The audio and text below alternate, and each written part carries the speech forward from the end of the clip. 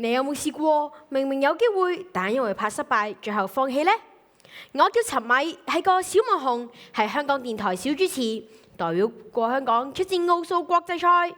可能你會覺得我企喺呢個台上面係理所當然，但其實我出世嗰一刻，醫生話我腦筍太細，有可能影響智力發展。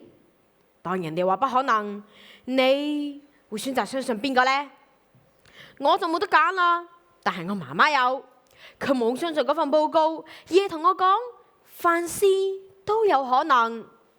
佢用心教導我。6歲嘅時候，心理學家話我係資優生。原來不可能唔一定要接受㗎。我由5歲開始拍片，係因為見到一個同我差唔多年紀嘅小網紅都可以做到。我問自己，點解我唔可以試啊？於是我開始拍片，拍咗7年，而家頻道有超過200條影片。有人問會唔會影響學業㗎？我答會。試過因為拍片考試唔合格，後來我學識自律，慢慢追翻上嚟，甚至連續幾年攞咗學術優異獎。我開始明白，有啲不可能只係因為你未開始。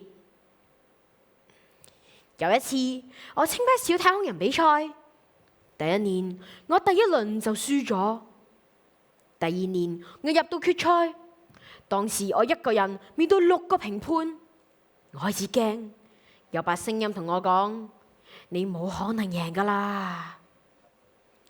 嗰一刻，我選擇咗放棄。比賽之後，媽媽同我講一句話：如果當年我相信不可能，就唔會有今日嘅你。第3年我再參加，但今次我同自己講，相信自己，凡事都有可能。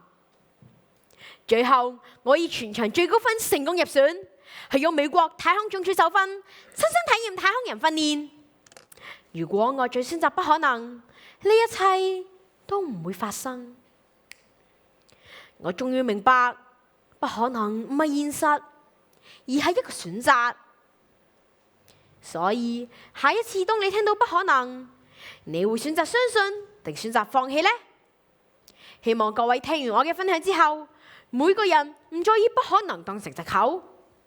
當人哋話不可能，我唔會退縮，我會企出嚟，令不可能唔再定義我，而係由我嚟決定成為邊一種人。